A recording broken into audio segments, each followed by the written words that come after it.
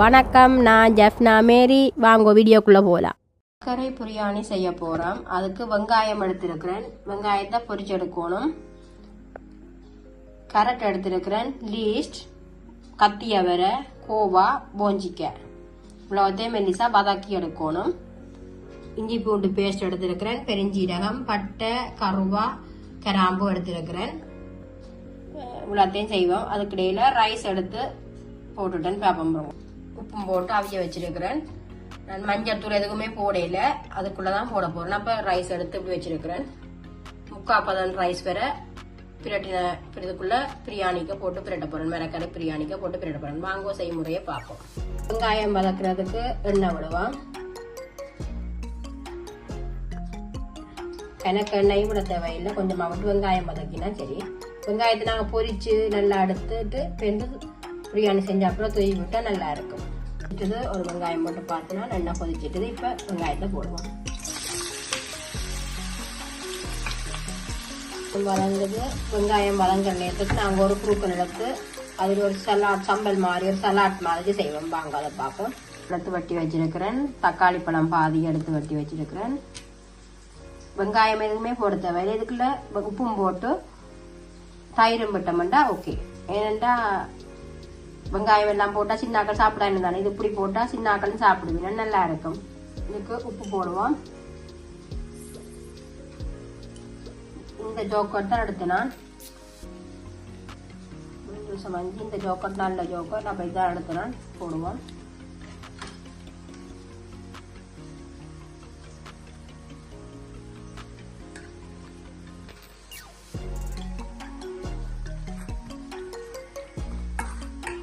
பார்க்கவே நல்ல அழகாக இருக்குது. தக்காளி பழமும் குறுக்கணும் தான்.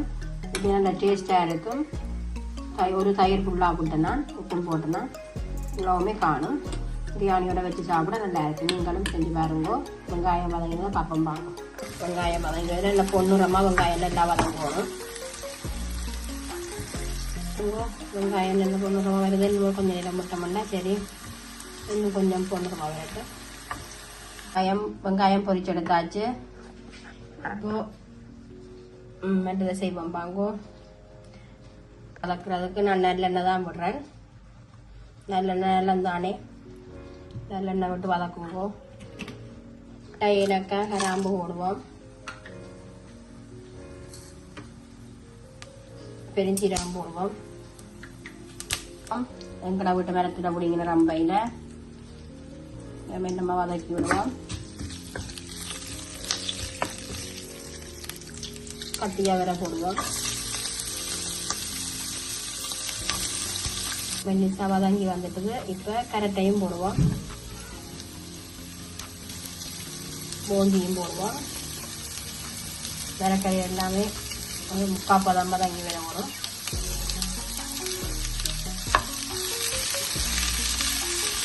எண்ணெய் பெருசாக இல்லை.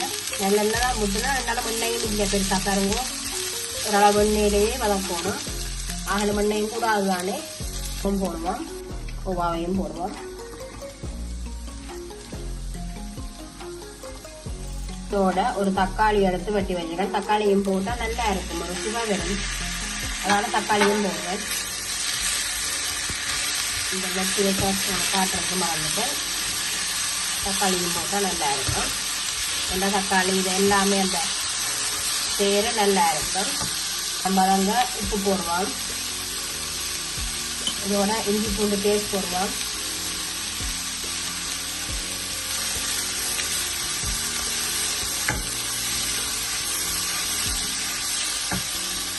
லீஸ் போடுவோம். நல்லா வதங்கிது. இதோட 1/2 டீஸ்பூன் மஞ்சள் தூள் போடுவோம். சோறு போடாதபடியாக இதில் போட்டு பிரட்டி விட்டால் நல்லா இருக்கும். மஞ்சள் கொஞ்சம் கொஞ்சம் செய்ய நல்லா இருக்கும். நிறைய மிளகரை எல்லாம் நல்லா சத்து தானே. முடிஞ்சது. எல்லாம் எடுத்து வச்சிருக்கிற ரைஸையும் பண்ணி போடுவோம். ரைஸை போட்டு கிளற தேவையில்லை. அப்படியே கொஞ்சம் நேரம் விடணும்.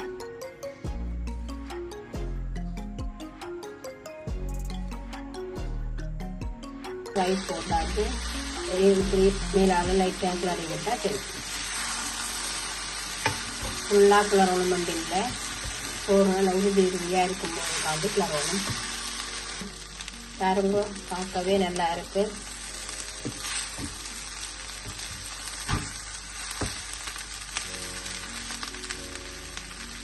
நிறைய மரக்கறி எல்லாம் போட்டு செஞ்சு சாப்பிட்டா நல்லா இருக்கும். நீங்கள் வெள்ளிக்கிழமையில இப்படி செஞ்சு மரக்கறி நாளில் சாப்பிட்டா நல்லா இருக்கும். இதோட இந்த சலாட்டை வச்சு சாப்பிட நல்லா இருக்கும். மச்சன் சாப்பிட்றதுக்கு ஒரு ஆம்லெட் போட்டு கொடுத்தீங்கன்னா மரக்கறி பிரியாணியும் ஒரு ஆம்லெட்டும் சாப்பிட்டாலே நல்லா இருக்கும். பார்த்தீங்களோ, நீங்களும் வீட்டில் செஞ்சு சாப்பிடுங்க. இதோட நெய் கொஞ்சம் முருங்கோம். அந்த வாசனைக்கு நெய் நல்லா இருக்கும். 2 டீஸ்பூன் நெய் விட்டீங்கன்னா இந்த சோறு இந்த இதெல்லாம் செய்யறது நல்ல வாசமா இருக்கும் சாப்பிட. நெய் நல்லம் தானே, அப்போ 2 டீஸ்பூன் நெய் விட்டீங்கன்னா காணும் கணக்க விட தேவையில்லை. விட்டுட்டு மெல்லிசா கிளறி விட்டீங்கன்னா அந்த நெய் இந்த வாசத்தோடையே சாப்பிடலாம். 2 டீஸ்பூன் நெய் விடணும். நாமும் காஜுவும் பிளம்ஸும் போட்டு மெல்லிசா வதக்குவோம். நல்லா இருக்கும். பிரியாணிக்கு போட்டால் நல்லா வதங்க தேவையில்லை, மெல்லிசா வதங்கினா காணும். எடுத்து வச்சிருக்கிறதுக்கு நிறைய ஊற்றுவோம்.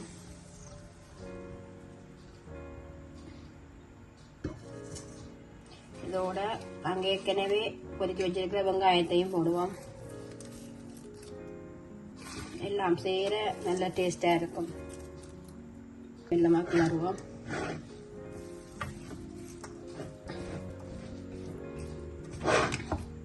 பார்க்கவே எவ்வளவு நல்லா இருக்கு. எல்லாம் மிக்ஸ் பண்ணி எல்லாம் செஞ்சாச்சு. வாங்குவோம், சாப்பிடுவோம். மரக்கறி ஃப்ரைட் ரைஸ் ரெடி. கூட குக்கனும் தக்காளியும் போடும் சலாட் நல்ல டேஸ்டா இருக்கு.